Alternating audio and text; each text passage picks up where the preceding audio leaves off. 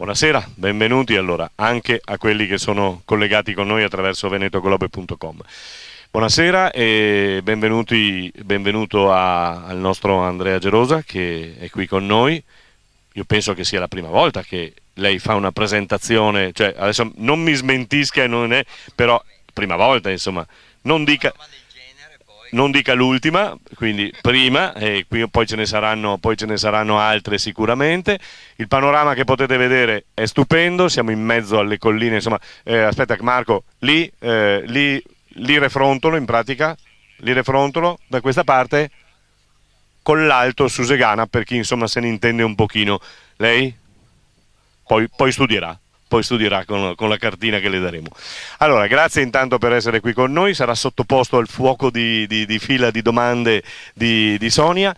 Prima di iniziare però, visto il Presidente, venga Presidente perché lei ha l'onore di chiudere la sesta serata che abbiamo fatto con queste, bisogna stare attenti a quello che è, perché non è, sono parole nel bicchiere, parole in un bicchiere, cioè la prossima volta cambiate sto nome che sia più semplice per me il Presidente perché siamo persone normali, quindi lo scriviamo qui così. Allora, parole in un bicchiere perché abbiamo dovuto correggere poi, il Presidente è stato male tutta la notte, Presidente, è vero che lei vuole ringraziare naturalmente e fare un piccolo Sì, una cosa velocissima, buonasera a tutti. E parole in un bicchiere giunge all'ultima puntata, chiamiamola così, di questo prima rassegna. Andrea Gerosa ci onora della sua presenza, mi sento tutto... No, ti senti bene? No. E Andrea Gerosa chiude questo appuntamento di parole in un bicchiere, prima rassegna a San Pietro di Feletto. Grazie alla cantina Moret Vini che ci ospita proprio all'interno del proprio vigneto. E un ringraziamento voglio farlo proprio all'inizio perché non l'ho mai fatto in queste 6 puntate alla libreria Tra le righe di Conegliano, al signor Riccardo, venga tra le righe, perché ci ha proprio dato il supporto alla programmazione di questi appuntamenti. Cogliamo l'occasione per ricordare che se poi volete acquistare il libro di Gerosa lo trovate lì, lui si ferma ancora un po', mi hanno detto che poi deve andartene via un pochino prima questa sera, però trovate il libro lì, però se aspettate alla fine poi vi fa anche l'autografo e quindi foto, selfie, ci sarà di tutto e di più. Grazie, come diceva il Presidente. E un grazie a Giacomo che ci accompagna anche in questa occasione. Ormai è cittadino onorario di San Pietro di Feletto perché in tutte le occasioni che l'amministrazione comunale oppure la Proloco interpreta, Giacomo c'è. Grazie Giacomo. Grazie, buona serata Giacomo. a tutti. Giacomo ha avuto un attimo di mancamento perché ha visto la maglietta di Sonia che è Ligabue, ma non ho tanto materiale per fare il concerto questa sera. Non preoccuparti, lei va a vedersi Ligabue, lascia che vada. Allora, bene, Gerosa, tocca a lei adesso. Io le do subito lo spunto per... Qui lei è un thrillerista, un giallista come si dice, quindi qua ne potrà trovare di morti, di ambientamenti, mi pare giusto e mi pare buono. Sonia, a te, grazie. Grazie a voi, buona serata. Inizio subito ringraziando la Proloco che ha organizzato questa manifestazione e l'amministrazione comunale e Sonia che mi ha voluto per concludere questa serata. E il problema è, a me è venuto in mente una cosa, i calci di rigore in una finale, di solito si tiene l'ultimo rigorista, quello più bravo per l'ultimo tiro. La vedo dura stasera, nel senso che visti i nomi che mi hanno preceduto non so se il rigore andrà a buon fine, però ce la mettiamo tutta, no? I libri sono come il cibo. Non è che c'è uno bravo in assoluto, c'è chi ti piace. Quindi, c'è chi ti piace perfettamente. Quindi, speriamo di la piacere. lettura è una cosa democratica, nel senso che tutti possono leggere, ognuno può leggere ciò che vuole e non è che ci siano io leggo solo Proust, io leggo solo Giobbe Coatta, io leggo solo il Cruciverba. Cioè ognuno legge ciò che vuole, anzi più si legge meglio è. E non ci deve essere snobismo, quindi io i tuoi libri l'ho letti, a me piacciono e ti ho chiamato per quello. Ti ringrazio e prendo spunto da quello che hai detto per ricordare una frase di una signora che compare nell'ultimo libro, La mamma di Marco Salvi, poi ne parleremo magari. È una signora che esiste nella realtà a più di 80 anni e ha un'energia, una voglia di vivere spettacolare, e io ho voluto portarla nel libro per omaggiare lei. E lei dice sempre: un libro, 100 lettori, 100 libri, perché ogni libro poi lo facciamo nostro. Io posso descriverti il personaggio in un determinato modo, alto, biondo, con gli occhi azzurri, piuttosto che in un altro modo, e poi tu lo fai tuo quel personaggio. E la bellezza del libro, a differenza del pur bel cinema, teatro, okay, che noi vediamo e quindi non possiamo immaginare in un modo diverso il personaggio che abbiamo di fronte, cosa che invece possiamo fare in un libro, cioè lo rendiamo nostro. Beh, io mi sono identificata tantissimo in lei. Cioè, io sarò così da vecchia. Cioè, fra qualche anno da vecchia. Te lo auguro, Prossimamente. perché guarda, cioè, se ci sarà occasione te la farò conoscere. Lei è una poetessa molto conosciuta a Verona, io vengo da Verona, e quindi sono un po' sconosciuto da queste parti, immagino, ma questa è l'occasione magari per farsi conoscere. E lei, ti ripeto, è una persona molto conosciuta a Verona come poetessa, è una professoressa universitaria, era, adesso è in pensione ovviamente, e io l'ho conosciuta in questo percorso, subito lei, ed è una delle cose che a me sono piaciute di più, mi hanno dato più soddisfazione. Lei non amava assolutamente i thriller, cioè proprio quando io l'ho detto io scrivo thriller, ha detto no, io i tuoi libri non li leggerò mai. E invece poi ha iniziato a leggerli e spesso e volentieri è capitato di fare delle presentazioni insieme che lei mi ha presentato, così come succede nell'epilogo di questo libro. Scusa, per problemi tecnici che spengo il Problemi cellulare. tecnici. Interferisce. Ok. Allora, parliamo un po' dei tuoi libri. Tu hai scritto una trilogia e poi hai deciso di lanciarti su un altro personaggio. E comunque rimanendo sempre legato perché il secondo personaggio è comunque amico del primo. Innanzitutto ti chiedo, cosa spinge un ragioniere, ho indovinato, Hai indovinato? a scrivere thriller? Cioè una persona che comunque ha scelto di studiare i numeri, cosa gli ha fatto venire voglia di buttarsi per amore nelle parole? Allora, io sono un ariete. Se qualcuno è dell'ariete sa che è un segno delle grandissime teste e poi il resto, però quando si mettono in testa una cosa non esistono porte o portoni, prima o poi li buttano giù. Ed è il bello e il brutto dell'ariete. Io nasco come lettore, ovviamente, nasco come lettore di thriller, di gialli in primis. È un mio limite, nel senso che libri di altro genere faccio molta fatica a leggerli, e quindi ho sempre letto questo genere. A un certo punto, eravamo nel 2013, ho detto vabbè, adesso ci provo io. E lì è nata questa sfida. È nata questa sfida che però nel momento in cui decidi questa cosa, poi dici ok, cosa scrivo? Cioè cosa prendo come base? Allora, a parte il mio lavoro che ha a che fare con i numeri e quant'altro, quindi già portarsi a scrivere un libro, quindi in un campo letterario che ti è completamente sconosciuto, e quindi quella era la sfida con me stesso, riuscire a fare questa cosa. Ci sono tre cose che io conosco egregiamente a parte il mio lavoro.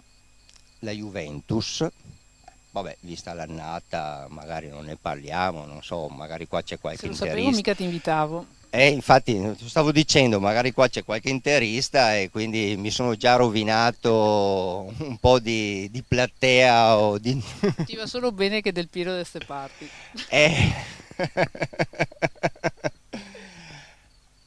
Un'altra cosa che conosco egregiamente è Renato Zero, che compare spesso e volentieri nei miei libri, un'altra cosa che conosco egregiamente è la sabbia. Io sono un collezionista di sabbia da una trentina d'anni circa, ed è una cosa molto particolare perché in pochi granelli riesci a vedere tutto il mondo. Ecco, la sabbia. È nato Granelli di sabbia. Ricordo sempre la prima recensione che io ho avuto di Emma Fenum, è una scrittrice anche lei, di un genere completamente diverso, che lei ha scritto. L'inizio di questa recensione era: un giorno un collezionista di sabbia e accanito lettore di thriller ha deciso di unire le sue due passioni. Fu così che l'uomo divenne uno scrittore e un libro dal titolo Granelli di sabbia venne alla luce. Sono cose che ti emozionano, ti fanno venire i brividi, perché vuol dire che quella che era la tua sfida in quel momento, già essere arrivato alla fine del primo libro, comunque io avevo raggiunto il mio obiettivo, che piacesse o no, cioè, era una cosa in più, diciamo. Però poi il fatto che abbia avuto un ritorno gratificante, delle recensioni gratificanti da parte di molte persone, poi ad altre è piaciuto meno, come è normale, cioè ci sta, cioè non ci mancherebbe altro. Nessuno, il bello della lettura, a differenza dei numeri, è proprio quella, cioè il numero, cioè 2 più 2 fa 4 per tutti, ok? La lettura a uno può piacere, a uno no, a uno può piacere un passaggio e lo stesso passaggio a un altro non può piacere, e ci sta, è così.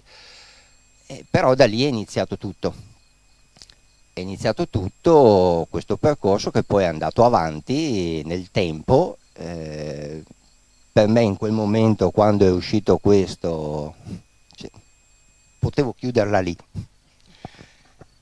E invece poi non l'ho chiusa lì, è uscito il secondo, il terzo, il quarto, e poi chissà, vedremo. Però sempre cambiando e aumentando il grado di difficoltà. Nel senso che qua sono partito con una cosa che conoscevo, che era già nel mio DNA in un certo senso.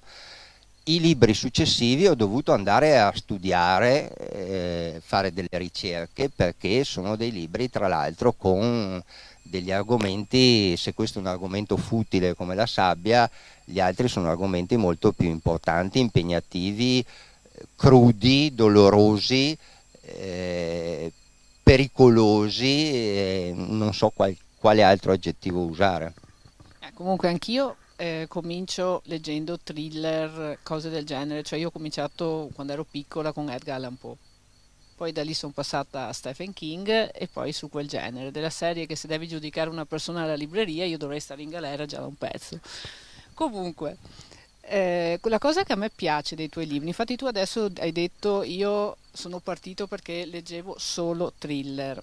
Il bello dei tuoi libri è che non sono semplici thriller, solo thriller. La cosa che a me piace della tua scrittura, e te l'ho anche già detto quando abbiamo chiacchierato, è che tu comunque insegni. Nel senso che quando si legge un libro di Gerosa, oltre a seguire una trama che può far paura, può spaventare, può far venire voglia di investigare, lui ti insegna cose. Nel senso che riesce con degli escamotage a darti nozioni. Per esempio ti spiega parti di Verona, stile Alberto Angela, però senza fartele passare per un documento.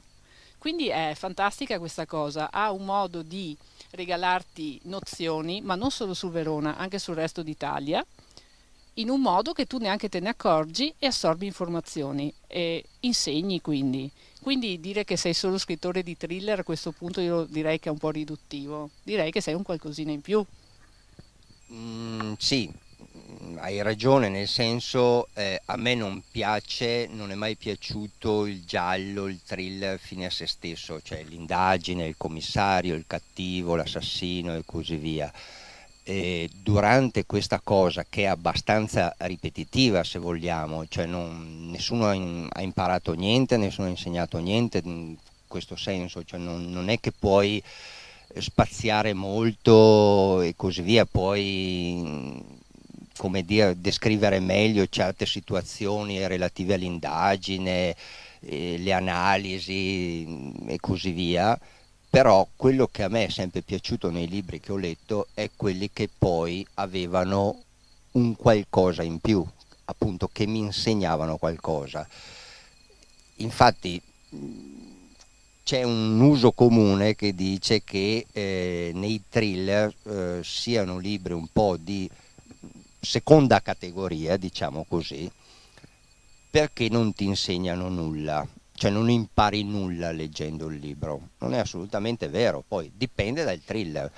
A me piacciono quel genere di thriller dove c'è un filo conduttore che mi racconta qualcosa che può interessare o meno, che può farmi piacere o meno, perché poi ci sono delle storie che magari a qualcuno possono dare un po' fastidio, diciamo, o comunque immedesimarsi troppo e quindi fa un po' fatica a leggerle.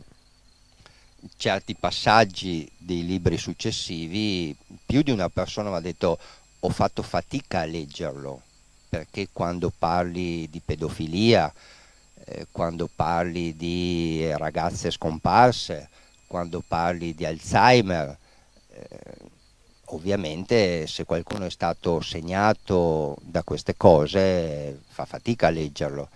Io stesso, quando ho scritto il secondo, ed è questo è un libro dedicato alla mia mamma, è un libro che parla di Alzheimer, ne parla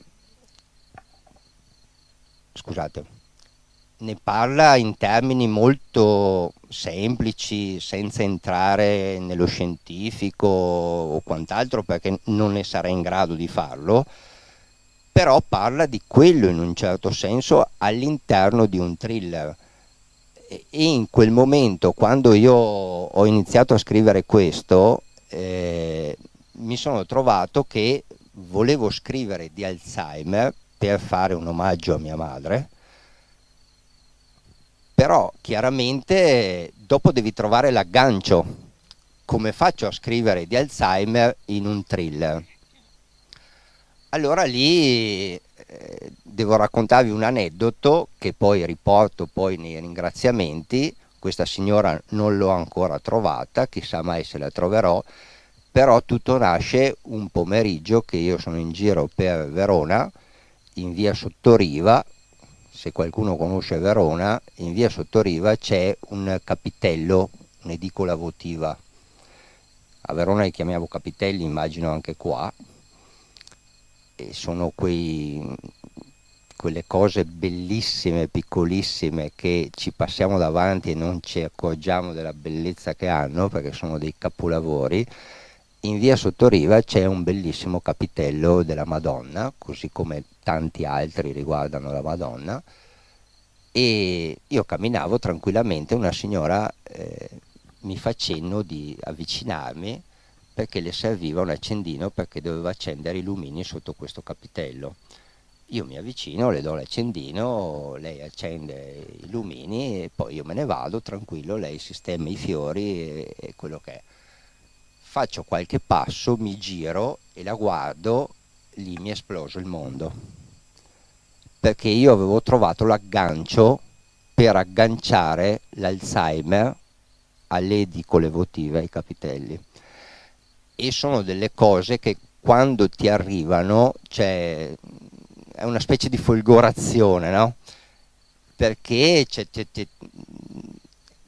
fantastico, il libro è già scritto, in quel momento hai tutto quanto, l'idea ti arrivano come fosse, non lo so, una sorta di arcobaleno alla fine del temporale e lì ti esplode veramente il mondo, e sono delle sensazioni che auguro a tutti quanti di provare, perché è una cosa veramente bellissima.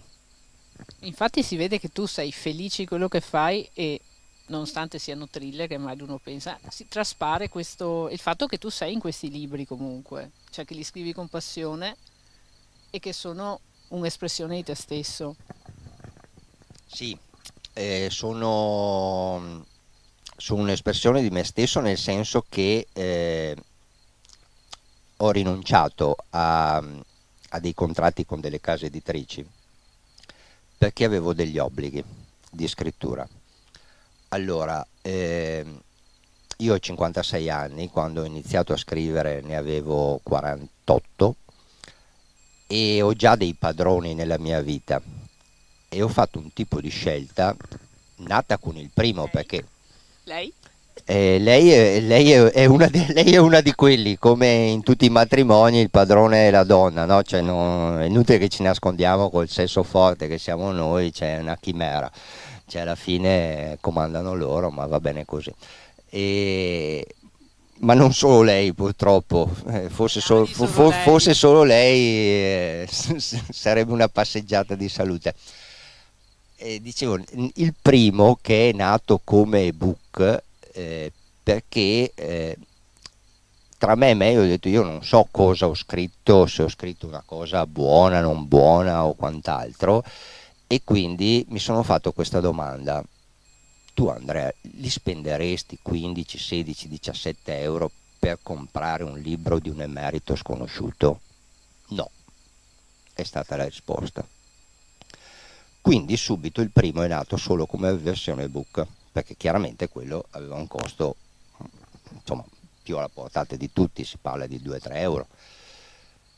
Dopo, fortunatamente invece, c'è stata una grossa richiesta di cartacei, il che mi ha anche sorpreso in un certo senso, oggi come oggi, che i lettori leggano ancora sul libro di carta, la stragrande maggioranza. Non riesco, infatti io ho letto il tuo sul computer, è stata una fatica, perché io lo devo toccare il libro deve essere mio. Sono d'accordo, perché io faccio parte della generazione cabina gettoni ancora, siamo del millennio scorso, quindi... No, beh, ma anche posso dirti che anche ragazzi e ragazze molto più giovani di noi, perché noi non siamo vecchi, siamo diversamente giovani. Esatto. Comunque mi hanno chiesto il cartaceo e così via, il che, ti ripeto, mi ha un po' sorpreso. E un'altra cosa che mi ha sorpreso è che il 70, direi anche l'80% dei miei lettori sono donne.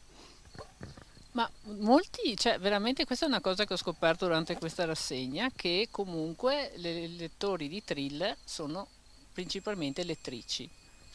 E secondo me probabilmente perché stanno studiando per come uccidere Ho il pensato marito. la stessa cosa, Io mi sono dato questa risposta, il marito, il compagno che sia, perché ci sono dei temi e delle situazioni che vengono raccontate in un thriller, spesso e volentieri, a parte i miei, cioè in generale in qualsiasi thriller, di momenti molto duri, molto crudi, che dici, insomma, la donna ancora la vedi come nell'immaginario questo essere più fragile, più debole. Siamo tutte Sandra Mondaini, che noia, che barba, abbiamo bisogno di emozioni.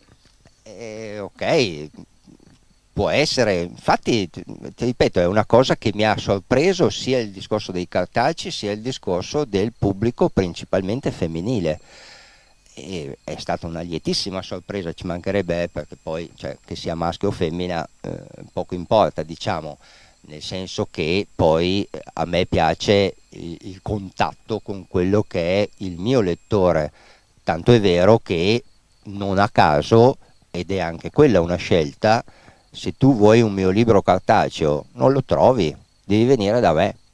Poi ti lamenti che vengono poche persone perché non hanno trovato il libro cartaceo prima. Sì, questo ha i suoi pro e i suoi contro, però anche quella è stata una scelta, nel senso che l'ebook ovviamente perché poi io a distanza di qualche mese ti chiedo se ti è piaciuto o no.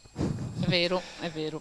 Perché, cioè, a me piace poi avere con il mio lettore, la mia lettrice, questo rapporto di critica, di momento di interagire insieme, mi è piaciuto questo passaggio, mi è piaciuto meno l'altro e così via, perché questo mi aiuta a crescere, cioè tra una critica e l'altra anche quello ti aiuta a migliorare nel successivo, a dare più attenzione su un passaggio piuttosto che un altro e così via. Mi parlavi l'altro ieri che dell'ultimo ti è piaciuto Tobia. Sì, Tobia è fantastico. Tobia è un cane che è uno dei protagonisti del libro, cioè questo cane appare perché leggendo i precedenti più di una persona mi ha detto: ma nei tuoi libri non c'è mai un animale. Infatti la signora, la madre di Marco, per essere come me, le manca il gatto, cioè dovrebbe essere gattara. E io in questo ho messo un cane, ma non solo, ho messo anche un ragno e una mosca.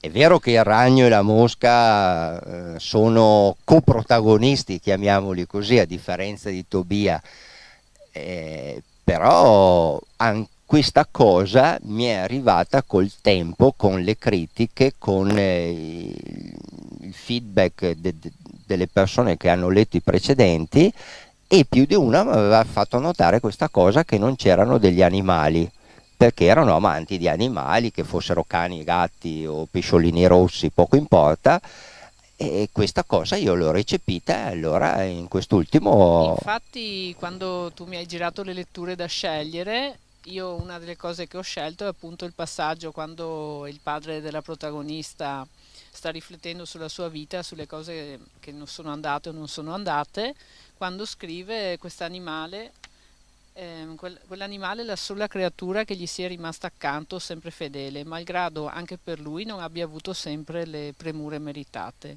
Tobia è un cane diligente, affettuoso, e forse è l'essere che l'ha capito meglio di tante altre persone.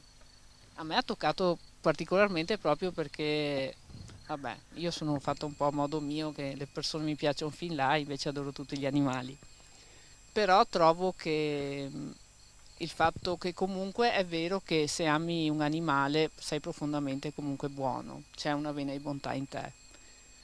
Poi c'è chi non ama viverci assieme, può essere comunque una brava persona, però comunque chi rispetta e ama gli animali ha un qualcosa in più, cioè chiunque rispetti ciò che è più debole, quindi bambini, animali, anziani, ha comunque quell'umanità che dovrebbe essere un po' in tutti, e si vede soprattutto nei confronti di chi è debole e buono, come può essere un animale, un bambino o un anziano, a parte le vecchiette malefiche al mercato e tutta quella categoria lì.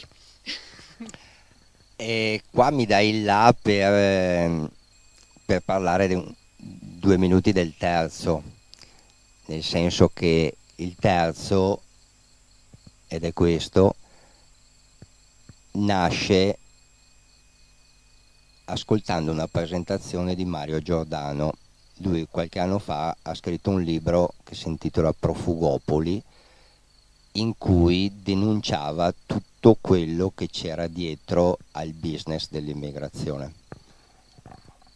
A me questa cosa ha molto toccato, adesso senza scendere in campo politico, che non me ne può fregare di meno, però se pensiamo che in certi paesi d'Africa la natalità è in media di 7 bambini per donna, gioco forza, da qualche parte queste persone devono andare.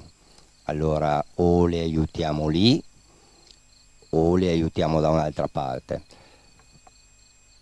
E lì dietro, cioè in questo libro c'è un grossissimo lavoro di ricerca, quello che ti dicevo prima, perché poi la cosa che ho legato assieme, giusto per non farmi mancare niente, è la pedofilia.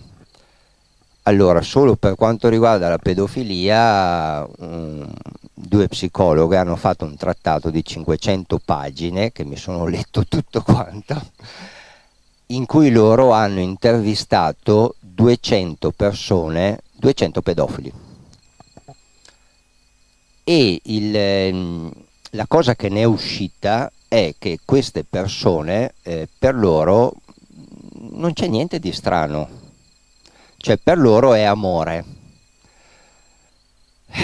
Caspita, cioè, vabbè, sono fatti così e insomma qualche problema sicuramente ce l'hanno, però è uscito questo, e riportarlo nel libro certi passaggi e certe convinzioni che queste persone hanno non è stato per niente semplice.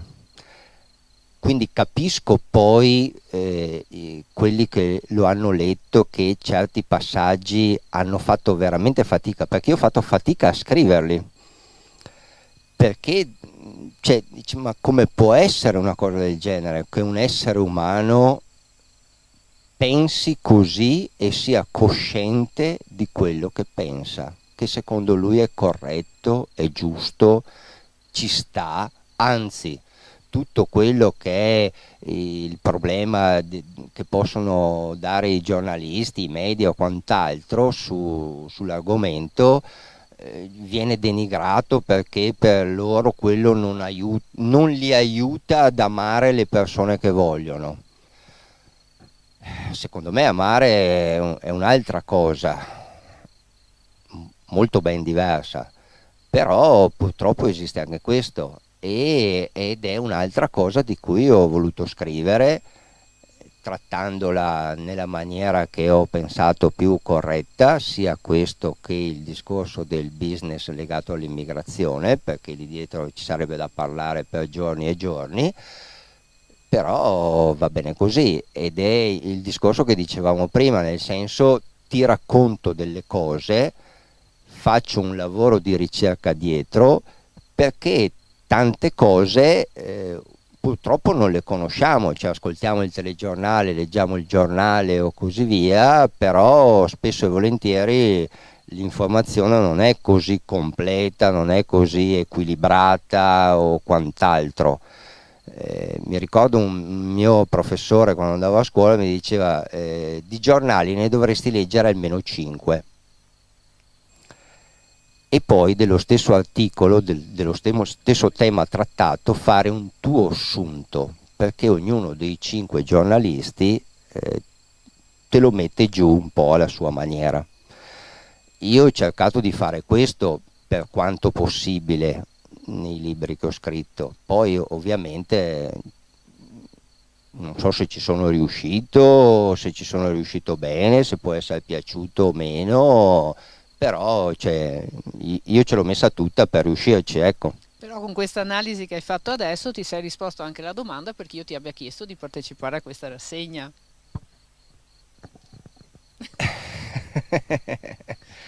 Cioè, vuol dire che i precedenti avevano un modo di scrivere diverso dal mio. Però siete tutti, secondo me, validi allo stesso modo, indipendentemente dagli argomenti che trattate, dai libri che scrivete, comunque lo Cioè, spessore, praticamente mi stai dicendo che ho segnato il gol, insomma. Da Juventino lascia non parlare di gol segnati, cose, perché è meglio saperlo. Però sì, secondo me sì, nel senso, ecco, segnare il gol no. Hai centrato il punto, diciamo che non devi sentirti assolutamente l'ultimo della rassegna, No. solo in ordine temporale, non in ordine No, ma guarda, di stile.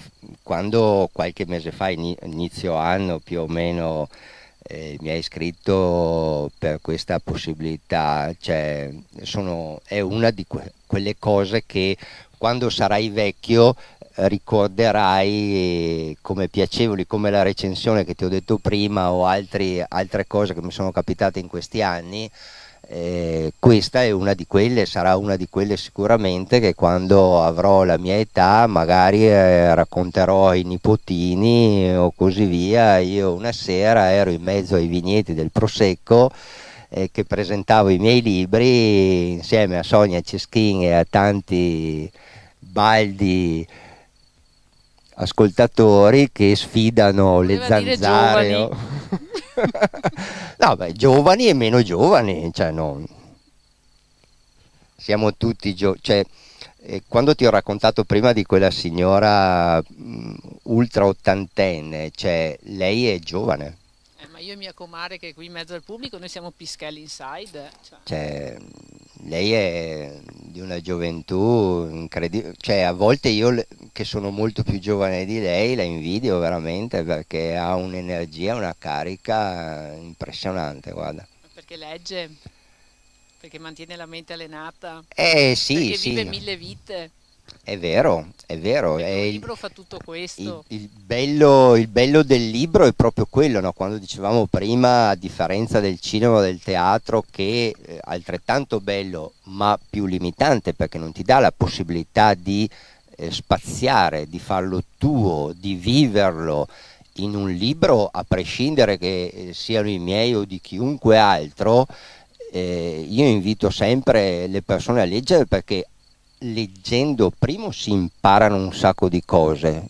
Gran parte delle cose che io so nella mia vita le so perché ho letto, perché leggo praticamente da sempre e quindi quello sicuramente è un aiuto e impari delle cose senza leggere magari un libro di testo che è più impegnativo, più difficoltoso su un determinato argomento.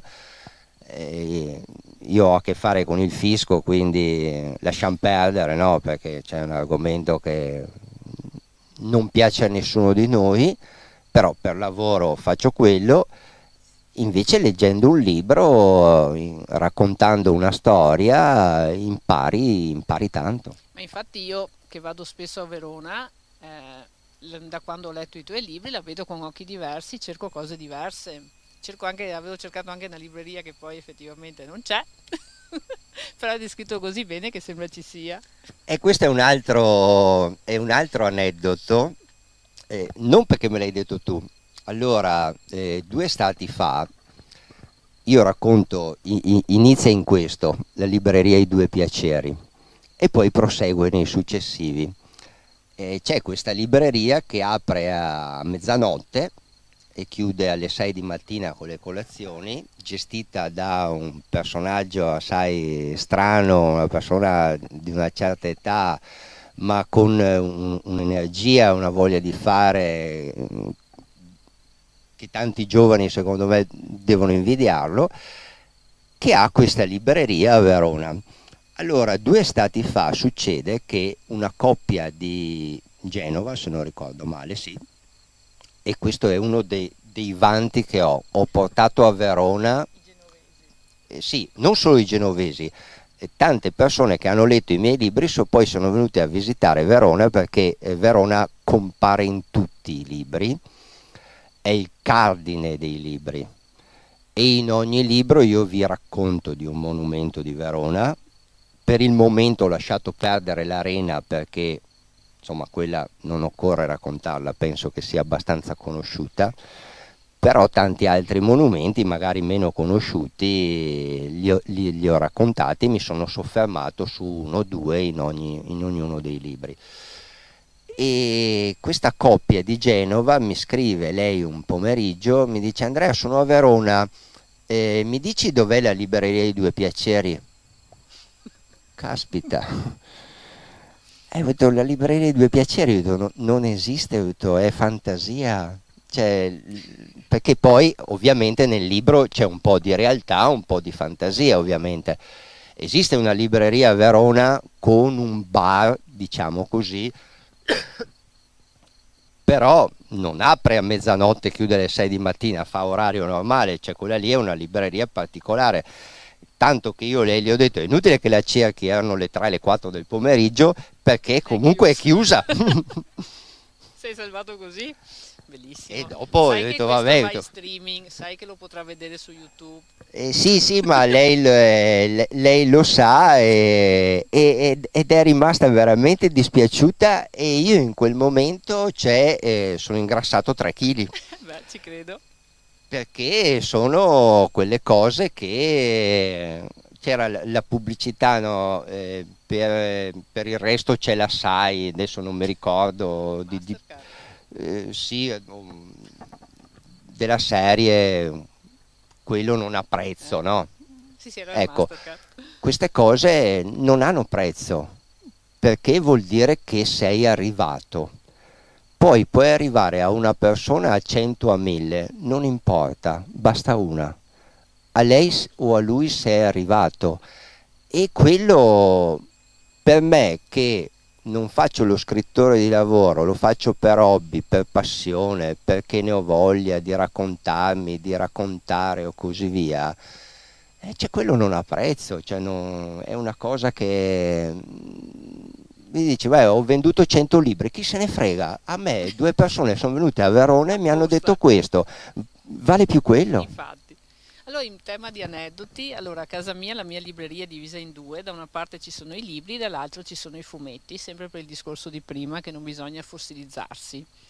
Io e mio marito amiamo follemente Dylan Dog, di conseguenza abbiamo 2 figli, uno si chiama Dylan, l'altra Morgana, che sono i personaggi di Dylan Dog. Quando sono stata a Londra con mio figlio, che siamo andati a vedere il concerto di Adele, siamo andati in giro per Londra e mio figlio mi ha portato giustamente all'indirizzo di Dylan Dog, Craven Road 7, dove un italiano c'era una volta un panificio, ha preso il locale, ci ha fatto un caffè che si chiama Caffè Dylan Dog. Tu entri, ci sono tutte le stampe di Dylan dentro. Io sono entrata con mio figlio, ho detto questo si chiama Dylan per questo motivo, ci hanno regalato anche la penna. Ed è stato bellissimo, cioè farsi la foto davanti a Craven Road 7 è stato fantastico. Sono d'accordo con te, sono quelle cose che ti riempiono il cuore, no? Cioè Come farsi 100.000 chilometri a piedi a Roma per andare alla Garbatella davanti al bar dei Cesaroni, fatto anche quello. Vabbè, adesso i Cesaroni, insomma, vabbè, un po' meno, no?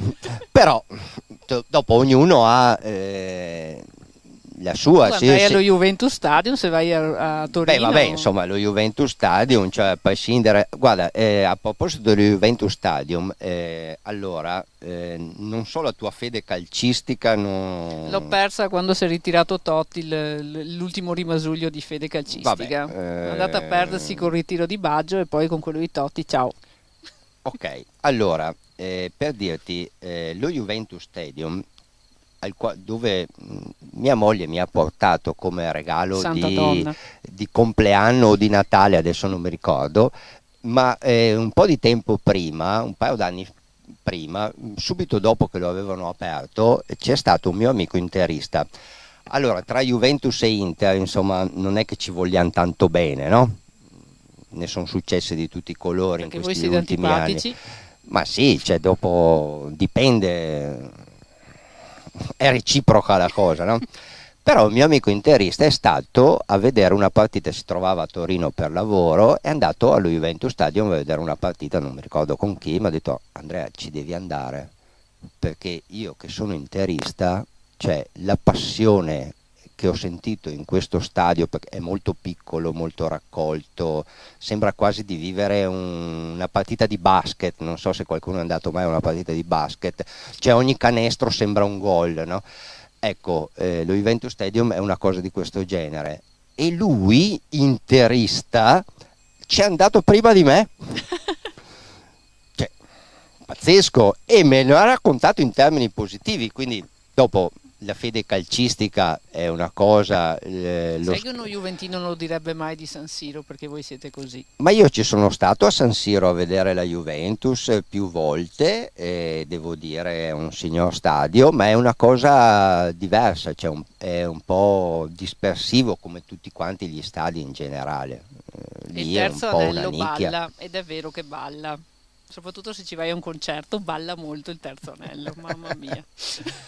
Vabbè, insomma, è lo stesso. Siamo qua per parlare di libri, Esatto. Cioè abbiamo fatto una parentesi sportiva, Ma perché i libri toccano tutti gli ambiti della nostra vita. Ma sì, perché poi nel primo, a un certo punto, mentre fanno un viaggio per andare da Verona a Rosignano Marittimo, perché il primo, parlando di sabbia, ovviamente va un po' in giro per l'Italia e quindi parla di varie tipologie di sabbie. Quella di Rosignano Marittimo, non so se qualcuno c'è mai stato, sembra di essere ai Caraibi, ma Caraibi non sono, nel senso che lì è dovuto agli stabilimenti della Solvay, quella del bicarbonato Solvay che le nostre mamme o nonne sicuramente conoscono.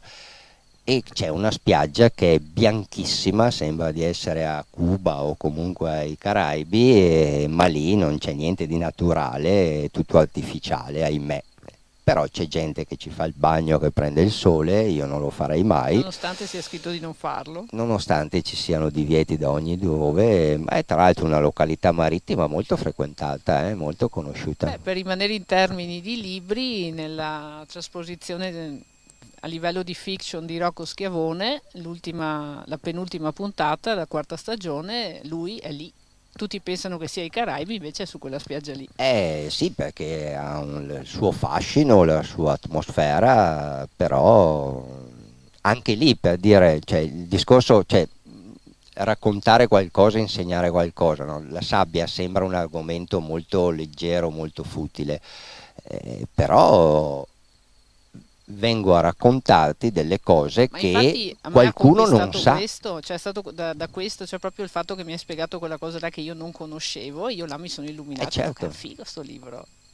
È il bello della lettura, no? dei libri, qualsiasi sia il libro, è così, non c'è niente da fare. Allora adesso parliamo di creature in gabbia, che dici, facciamo la prima lettura?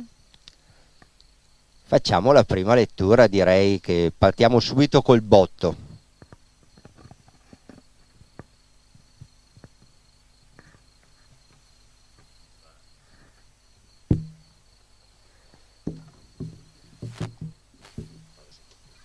Sì.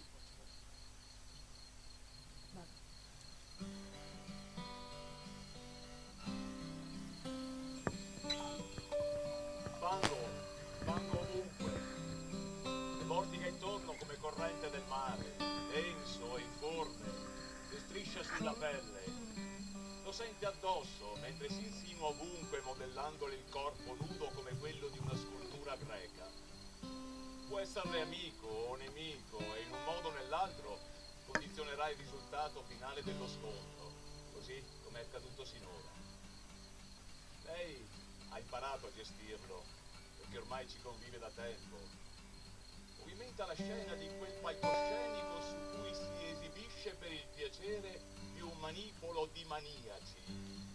La guardano quando entra, ammirano le sue curve quando si toglie l'accappatoio di raso nero, sono compiaciuti nel vederla pronta a combattere, spavano come animali quando sale su quel ring chiuso tra le mura di un vecchio stabilimento e infine esultano quando il getto di fango la annaffia per preparare il quadrato di lotta.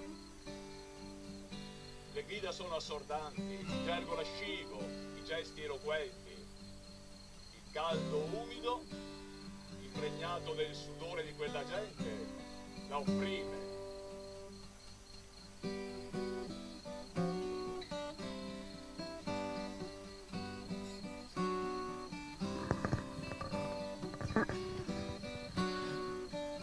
Deve concentrarsi, cercando di annullare il caos che la circonda per focalizzare l'attenzione soltanto sulla sua avversaria.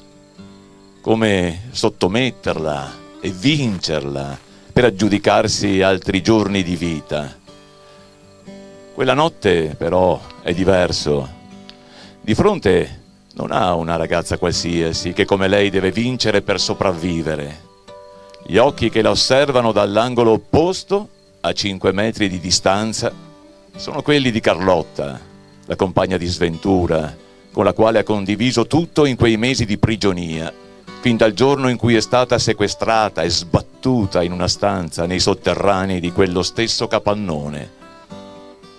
Lei si trovava lì da parecchi mesi e le era sempre rimasta accanto, infondendole coraggio, come un sottile bagliore di luce in fondo a un lungo tunnel. Ha curato le sue ferite, soprattutto quelle dell'anima, l'ha aiutata a non soccombere all'impatto con quelle sostanze micidiali che ogni giorno hanno insidiato la sua mente. L'ha consolata nei momenti di sconforto e l'ha iniziata quella realtà ostile insegnandole cosa doveva e soprattutto non doveva fare. Con lei ha varcato i limiti di una dimensione oscura, uscendone con una forza morale e fisica che mai avrebbe pensato di possedere. si è spinta ai confini di un mondo fluido e leggero, dominato da un senso di piacevolezza e profondo benessere. Un mondo ipnotico, fatto di inganni che si rivelavano ad ogni risveglio. Carlotta attende la sua prima mossa, dopo che il giudice le ha fatte avvicinare al centro. Il fango ha ricoperto completamente quella specie di vasca gigantesca. Pochi istanti, il tempo di un primo affondo, e si sarebbero confuse nella melma, con i corpi avvinghiati in un duello che avrebbe decretato un'unica vincitrice. La tensione cresce, il pubblico rumoreggia sempre più, mentre loro si guardano mute.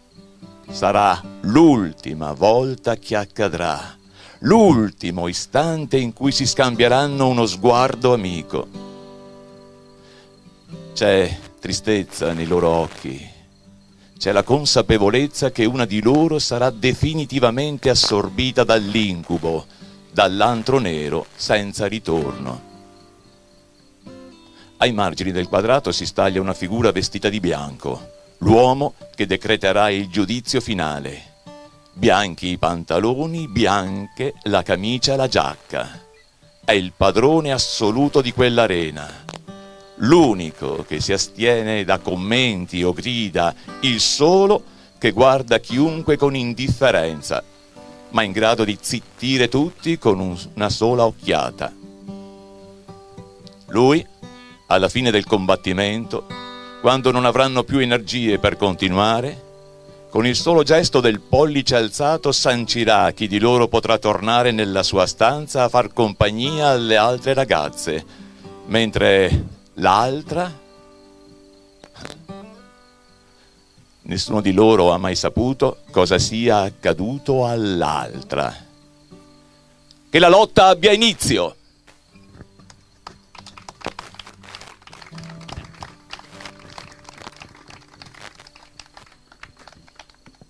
Da dove sei partito per scrivere questo libro? Cos'è che ti ha ispirato, che ti ha dato l'input? Un articolo del giornale di San Patrignano. C'era un articolo che raccontava di una ragazza che era una ragazza molto semplice, normale come tante, casa e chiesa si direbbe, no? Casa, chiesa, lavoro, casa e scuola, che poi ha trovato delle amicizie sbagliate, ha iniziato un percorso all'interno del tunnel della droga che l'ha portata quasi a morire. Fortunatamente poi è stata curata a San Patrignano, così come tanti altri ragazzi che hanno avuto questo problema, e adesso conduce una vita, diciamo, quasi normale. E leggendo questo articolo, era il 2018, il libro è uscito alla fine del 2019, di fatto non è ancora uscito perché poi sappiamo tutti cosa ci è accaduto e cosa stiamo ancora vivendo. E leggendo quell'articolo, cioè, tra me e me mi sono detto, caspita, è tanto tempo che non si sente in giro, telegiornali, giornali, parlare di droga. E il problema esiste ancora, anzi ancora di più, perché se una volta era la cocaina, l'eroina, le canne, adesso sono delle droghe molto diverse. Sono delle droghe che ti spaccano il cervello in due. Allora quello che una volta era l'LSD negli anni ha fatto passi da gigante, e anche lì la ricerca ha aiutato. Ce l'hai spento? Sono subdole come droghe, perché una volta la droga, l'eroina, soprattutto l'eroina, tu lo vedevi un drogato, un robboso, lo vedevi. Invece adesso sono droghe che comunque le persone apparentemente a livello fisico sembrano normalissime, e invece gli brucia il cervello. Sì, è proprio quello. E allora anche lì il discorso dell'illuminazione, no, della signora davanti al capitello, anche quell'articolo lì è stato un'illuminazione, perché di fatto ho detto caspita, cioè, non si parla più di droga. E allora inizia anche lì un percorso di ricerca, e che ovviamente poi affiancando un altro argomento, che è quello delle persone scomparse, dei ragazzi, soprattutto giovani, che poi la stragrande maggioranza vengono ritrovati o comunque scappano per loro desiderio di scappare da una situazione magari non felice, che può essere familiare o quant'altro. Tanti non scappano, e lì dietro, anche lì c'è un business non da poco, c'è business di prostituzione, business di organi e quant'altro. E quindi questi due argomenti, entrambi difficili, entrambi dolorosi, mi sono serviti per generare Creature in gabbia. Cioè, il titolo non è a caso, la copertina non è a caso, gli occhi rossi spiritati non sono a caso. Questo è un quadro, questo è il quadro originale, che l'autore Enrico Maria Gradali, è un autore di Piacenza, mi ha permesso di andare a modificare. Anche lì, questa è un'altra delle cose che ricorderai, no? E se fossi stato io l'autore, non gli avrei mai permesso di modificare un mio quadro. Anche questo è un quadro, e l'autore non mi ha permesso di modificare. Io non lo volevo modificare questo. Questa nave di profughi che passa nell'oceano, nel Mediterraneo, anzi scusate, lui mi ha permesso di modificarlo, e questo tanta roba, perché io ho potuto portarlo a mia immagine e somiglianza, quindi gli occhi rossi per la droga, le labbra rosse. Le labbra rosse è un simbolo importante d'amore. Questo libro, magari qualcuno non ci crederà se non dopo averlo letto, di fatto parla d'amore. Cioè, io lo dico all'inizio, rubo una frase di John Esbo, che adesso il problema per me è leggerla, quindi è meglio se la leggi tu, perché sono un po' ciecato. Prima l'amore fulgido, quello che fa bene, poi quello oscuro, quello che fa male. E qua tratto le varie sfaccettature dell'amore, quello bello, che conosciamo tutti, quello meno bello. Quindi può essere quello del compagno che utilizza la sua compagna a suo vantaggio, diciamo così, per non andare troppo sul pesante, piuttosto che quello di un carceriere per Clotilde. Clotilde è la protagonista del libro, è questa ragazza che viene rapita. Adesso dobbiamo stare attenti a come parliamo, perché quando si parla di un thriller è molto facile cadere dicendo qualcosa in più. Ma a me viene voglia di raccontarlo il libro. No, diciamo così, c'è l'amore in tutte le sue sfaccettature, perché c'è l'amore tra marito e moglie, tra uomo e donna, tra sorelle, l'amore per un animale, l'amore di un animale per un uomo, l'amore di padre, l'amore verso una persona che non c'è più, il tentativo di rimpiazzare questo amore forse in un modo sbagliato, c'è l'amore puramente fisico, c'è la passione puramente fisica, e c'è l'amore quello sublime di puro sentimento, c'è l'amore tra amici, tra amiche, c'è l'amore che nasce quando ci si trova in una brutta situazione in due, e quindi un legame che viene a nascere. C'è No. l'amore come dipendenza, c'è in tutte le sue sfaccettature.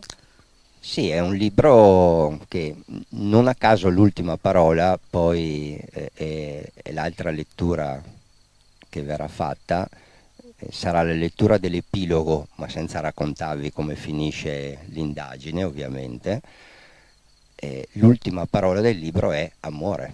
E poi c'è anche, perché qui parliamo dei suoi due personaggi che comunque sono anche amici fra loro, cioè il protagonista dei primi 3 libri e il protagonista di questo, c'è anche praticamente il percorso del primo protagonista che, come tutti i personaggi dei thriller, gli succedono disgrazie a manetta, perché altrimenti non si diventa paladini della giustizia se non si ha una vita triste. Invece in questo caso, spoileriamo relativamente, soprattutto se uno comincia dall'ultimo, si può anche ricostruire una famiglia, si può ritrovare l'amore, essere sereni e comunque lottare per la giustizia. Sì, allora questa cosa che il protagonista dei thriller sia un po' Sfigato. uno che gli sono andate male molte cose nella vita è un classico. E quando me l'hai fatto notare qualche mese fa, L'ho fatto notare anche agli altri, no, ma è vero, cioè è una cosa abbastanza usuale, cioè un po' nelle corde. E a me nasce probabilmente, cioè io nasco come lettore di thriller di scrittori americani, e in primi Jeffrey Deaver e James Patterson. I primi libri Diver di piaceva questi, tanto anche a me. ok, i primi, perché poi i successivi, vabbè, hanno fatto fortuna e ne scrivono uno ogni 6 mesi, insomma, che per carità avranno una squadra dietro impressionante, però vabbè, boh, mi lascia un po' con il tempo che trova. Infatti i primi sono un'altra cosa, cioè il collezionista di ossa, che poi hanno fatto anche la trasposizione cinematografica, ed è uno dei pochi film, secondo me, All'altezza che del libro. siamo lì, cioè di solito il film rispetto al libro, vabbè, lasciamo Per i perdere, motivi che dicevamo prima. per i motivi che dicevamo prima. Questo è uno, secondo me, che il film rende molto il libro. Quindi questa cosa del protagonista un po' che ha avuto tutte le Tormentato. sue peripezie, così come il fatto di iniziare subito sparato col botto, ok? È un classico modo di scrivere, più americano che italiano. In altri scrittori di thriller o di gialli italiani c'è un'atmosfera molto più tranquilla, diciamo, non esasperata all'ennesima. Sì, ce n'è solo un altro in Italia che scrive all'americana. È molto bravo, eh. Molto classe mia. Io non Comunque, lo dico perché è maleducazione parlare di Atti, se vuole lo dice. no, stiamo parlando di un altro stasera, quindi non lo diciamo. Hai iniziato il discorso del protagonista dei primi 3, l'ispettore Veloso.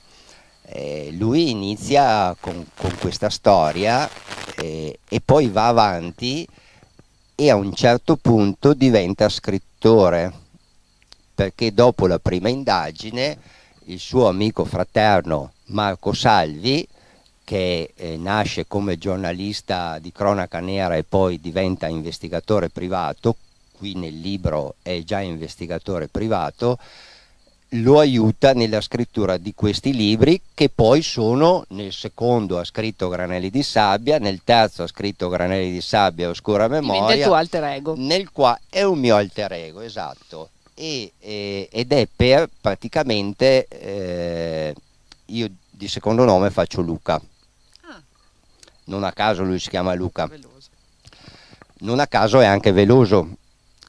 Più di una persona mi ha detto: ma perché Veloso? È il cantante sudamericano? No. È il giocatore del Verona? No. Veloso è gerosa, geloso, veloso, nasce così, ok? Io sono geloso di natura, molto. L'Ariete è geloso di natura, non possessivo, geloso, molto diverso. Quindi praticamente io mi identifico in lui. Un mio carissimo amico, mentre leggeva il primo, mi ha telefonato anzi alle 10:30 di sera per dirmi: sto leggendo il tuo libro, mi sembra di averti accanto. Gioco forza, sì, soprattutto nel primo, perché ovviamente uno dice si scrive di cose che si conoscono, quindi ovviamente il primo protagonista mi somiglia molto, con tutti i pregi e i difetti, perché mi veniva semplice, cosa che poi cammin facendo cerchi di crescere. Infatti nel quarto cambio totalmente, e a un certo punto cambiare protagonista è un'altra sfida con te stesso, perché nelle tue corde hai Luca Veloso.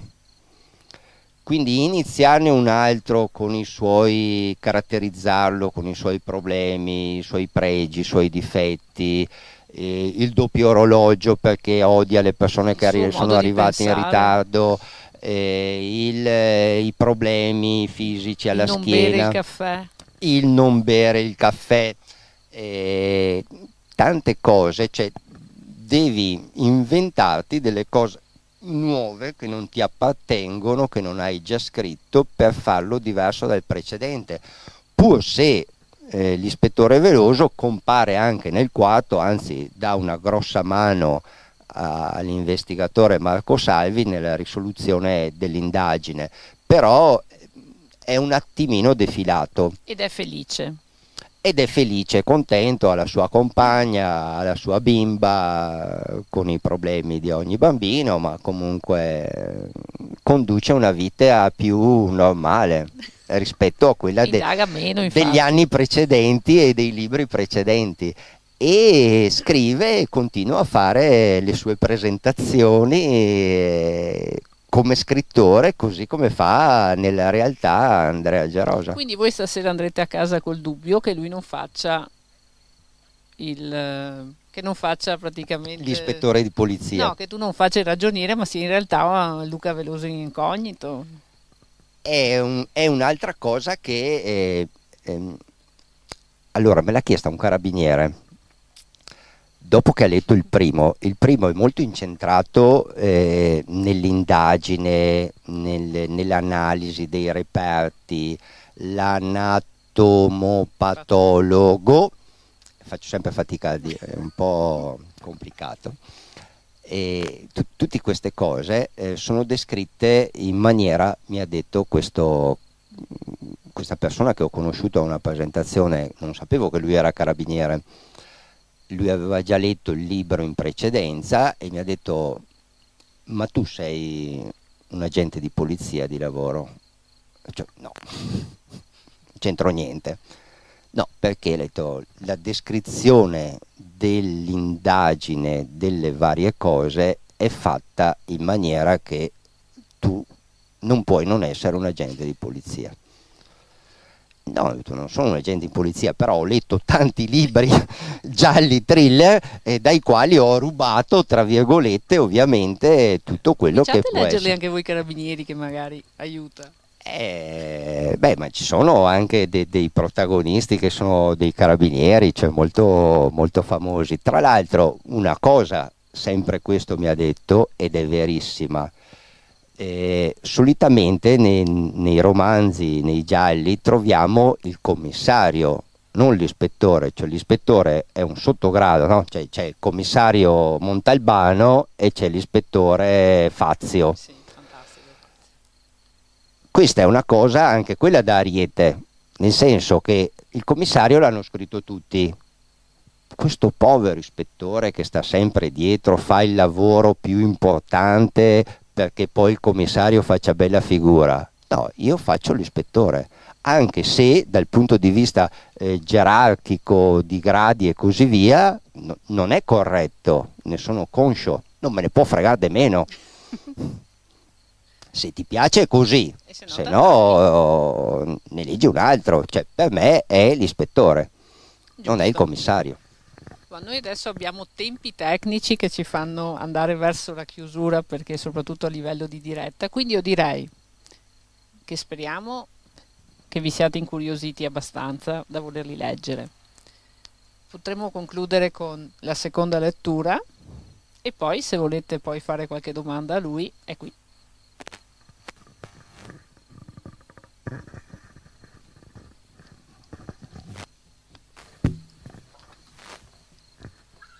Affrettai il passo, nonostante il dolore alla schiena mi procurasse fastidiose fitte lungo la gamba sinistra. Avevo appuntamento con Anna davanti alla libreria I Due Piaceri per la presentazione dei libri di Luca e non volevo assolutamente tardare. Mia madre non me lo avrebbe mai perdonato. Aveva intitolato la serata Cornice d'autore e il dialogo si sarebbe incentrato non solo sulle indagini, ma anche sulla storia d'amore tra lui e Camilla e le bellezze artistiche di Verona. Una volta terminato, saremmo andati a cena tutti insieme, rammaricandomi che proprio Camilla non potesse partecipare per un'improvvisa e fastidiosa influenza che aveva colpito la loro bambina. Come mi capitava spesso quando sentivo il bisogno di raccogliere le idee, quel pomeriggio ero salito a Castel San Pietro per trovare riparo dal caldo settembrino e riflettere sugli sviluppi dell'indagine. Mi ero lasciato talmente prendere dai pensieri da non accorgermi del tempo che passava e ora rischiavo di non tener fede alla mia proverbiale puntualità. Facendomi largo tra un gruppo di turisti giapponesi fermi davanti all'entrata della casa di Giulietta, scorsi Anna che alzava il braccio per farsi riconoscere, tamburellando il dito sull'orologio che portava al polso per incitarmi ad allungare il passo. La baciai, scusandomi per il ritardo, per poi prenderla sotto braccio aiutandola a salire i piccoli e infidi gradini di legno che portavano al piano superiore della libreria. Alfredo, il bizzarro proprietario, aveva fatto le cose in grande, sgomberando il salone solitamente stipato di volumi e allestendo uno spazio magnifico per le presentazioni. La sala era gremita di gente, con tutte le poltroncine occupate e parecchie persone costrette a rimanere in piedi. Alfredo ringraziò i presenti per essere intervenuti così numerosi e poi lasciò la parola a mia madre, vero anfitrione della serata. Lei iniziò facendo un rapido accenno alla vita di Luca e al suo lavoro, per poi addentrarsi nelle storie narrate nei 3 libri: Granelli di sabbia, Oscura memoria e Anime mute. Ammirai la sua capacità di riuscire ad attirare l'attenzione come un vero animale da palcoscenico e la sua dialettica, semplice e diretta, inframmezzata da vocaboli di uso meno comune che evidenziavano la sua conoscenza della lingua italiana. Il pubblico pendeva dalle sue labbra mentre raccontava e leggeva alcuni passaggi di ciò che Luca aveva scritto. Si percepiva che i libri le erano davvero piaciuti, perché ne parlava con entusiasmo, dimostrando di conoscerli bene. Avevo assistito ad altre sue presentazioni, ma quella sera riuscì a dare il meglio di sé, lasciando all'autore il giusto spazio per ripercorrere alcuni episodi e riferire aneddoti divertenti. Verso la fine, dopo aver scambiato uno sguardo d'intesa con il professor Vinalis, arrivato il giorno prima da Madrid, e avermi cercato con gli occhi, rivolse a Luca un'ultima domanda. Signor Veloso, in tutte e 3 le opere lei cita una persona per l'aiuto fornitole nella stesura dei romanzi. Sembra quasi di capire che senza questa collaborazione non sarebbe riuscito a concretizzare quello che lei ha più volte definito come un sogno realizzatosi. Cosa ci dice al riguardo? Che ha perfettamente ragione. A lui l'ho ripetuto più volte e sono molto felice che abbia posto l'attenzione su questo punto. La persona di cui parla e che lei conosce assai bene, stasera assiste per la prima volta a una mia presentazione e quindi ne approfitto per invitarlo ad alzarsi per raccogliere un meritato applauso, rispose lui. Mi alzai imbarazzatissimo, supportato nel vincere il disagio dalla voce di Anna, seduta al mio fianco, che mi incitava a raggiungerli, e dagli occhi lucidi di mia madre, che mi guardava compiaciuta, esternando finalmente il suo amore.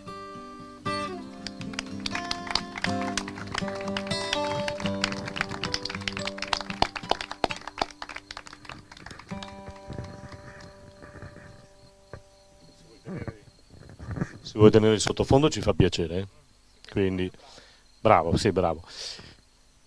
Bene, se ci sono delle domande, ci siamo qui. Prima che il satellite sganci, che passa sopra e ci sgancia, se ci sono delle domande da fare, fatele pure adesso.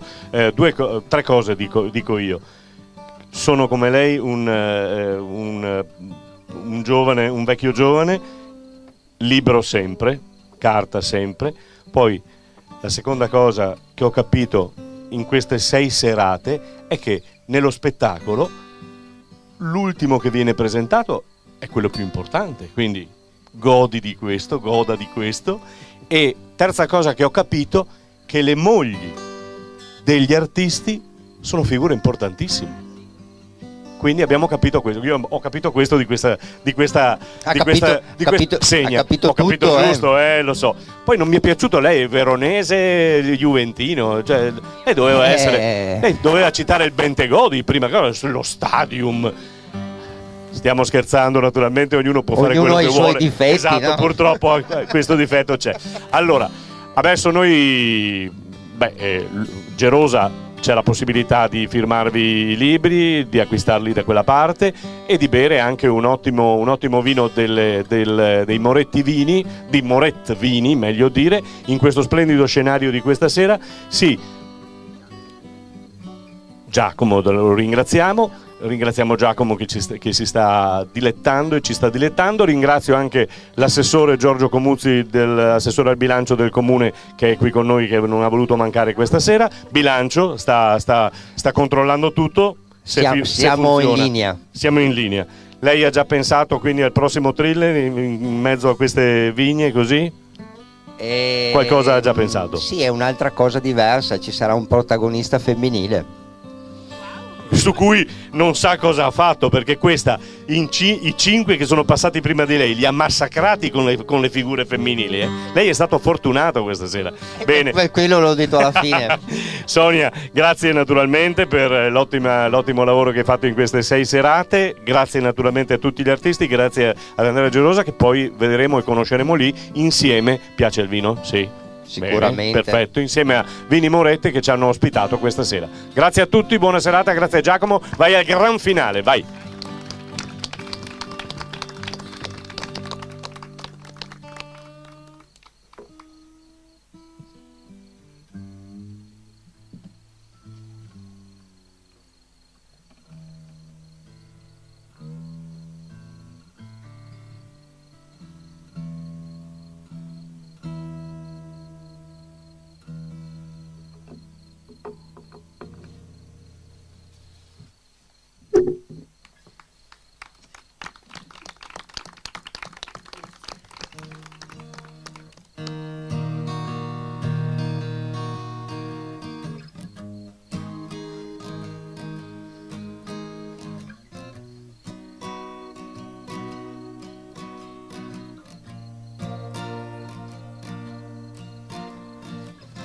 He left no time to regret, kept his cigarette with his same old safe bet.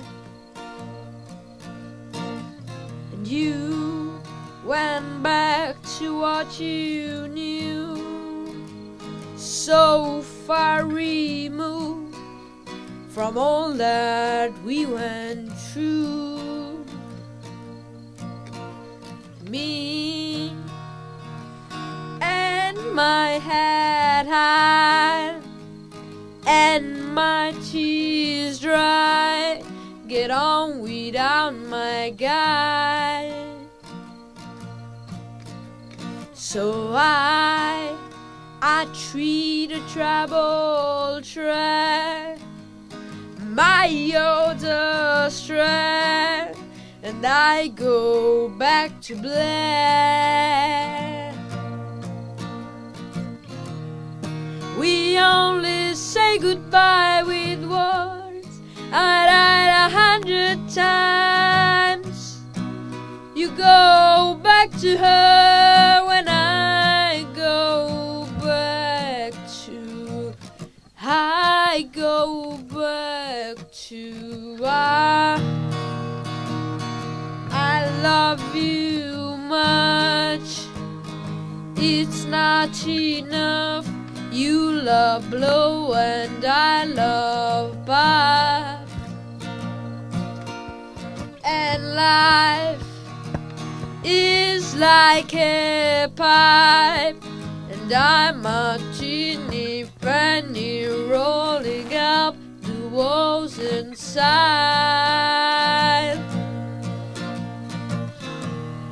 We only say goodbye with words.